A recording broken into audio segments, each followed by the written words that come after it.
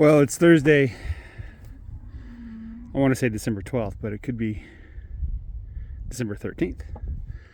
And I just used bale and roller for the first time. I thought that there wasn't as much grass as there was for the cows in the next row, so I said, hey, I'll just unroll the bales and do a couple bales, call it a day. But anyway, a couple things. Number one, those spikes don't come out of those holes. So when you back up to put them between bales, you have to have enough space between the bales that you could fit one of these spikes. I don't know what that, 3 feet, 4 feet wide. And I put the bales about 2 feet apart. So I just kind of brute forced my way in there, just got a foothold, grabbed it with a spike, pulled it out, and then tried to get it on the bale and roller. Number two, I had a question. Is it easier to put the bale on with it hitched to the trailer, or is it easier to put it on without being hitched and then hitch the trailer to the vehicle? The answer is it's easier to back it in and get it in there while it's still hitched. Once it is hitched, it's not very difficult to get it hitched again when the bale's on there. It's just kind of annoying, right? It's easier to see the bale unroller than it is to see your hitch. I don't have a backup camera on the side by side. So number two. Number three, does the direction of unrolling matter? And I would think yes. And I was right, it does matter, but not quite the way that I thought it would. So I think there's more of an art to this than I'd like to admit, unrolling the bale.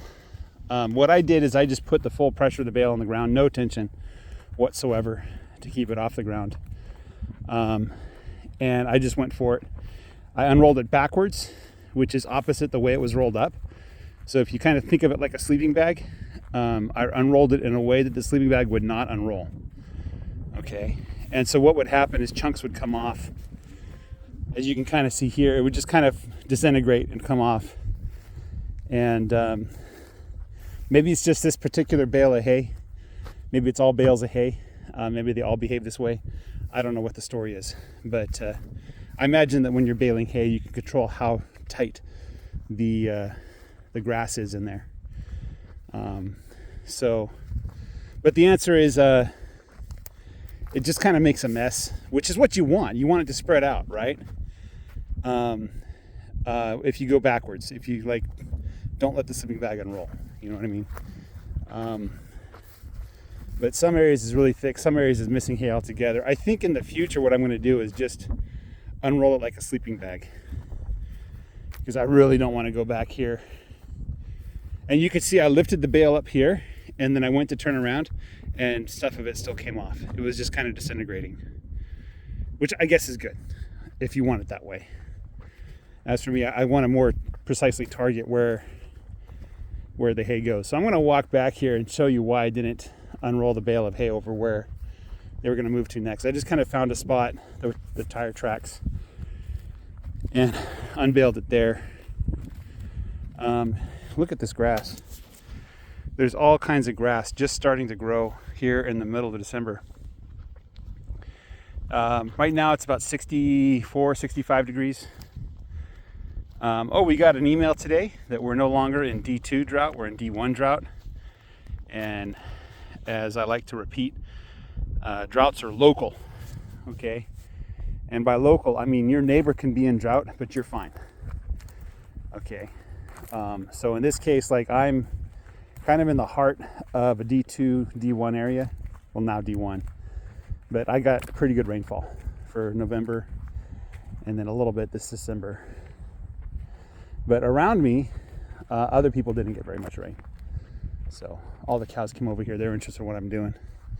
But you can see there's plenty of grass, you know. What I'm going to do is probably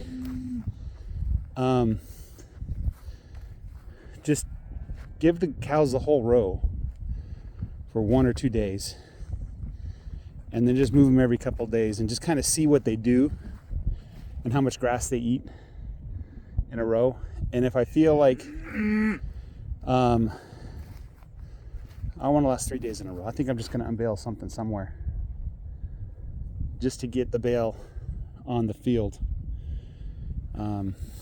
Yeah, I think I'll go back and get another one to do it before the next move. So, but anyway, so that's my experience. So you have to space your bales apart by about 4 feet. It's easier to leave it on, back up the trailer, put it in. If the spikes don't go in easily, then you're not lined up. If you are lined up, it'll go in. You can just push them in, right?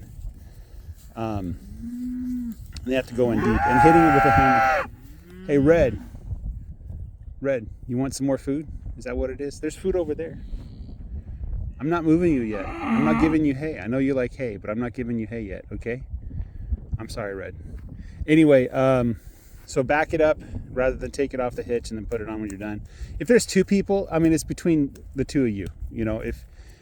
If I had eyeballs back there, it'd probably be easier to unhitch it, line it all up manually, and then hitch it in again. But if it's just myself, I'm going to leave it on. And my preference is probably going to be unrolling it like a sleeping bag instead of the opposite of a sleeping bag. And yeah, otherwise it wasn't that hard. It wasn't that hard to cross the wires.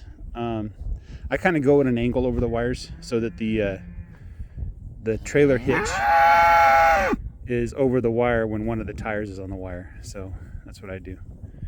You guys smell that hay? I know you smell that hay. And you're like, that smells so good. I'm just rolling it out as an experiment. Okay, you guys got to eat what you got. So what I'm going to do is find a day and just sit out here for 6 hours and just unroll bales of hay all day. Just unroll it wherever the grass isn't great.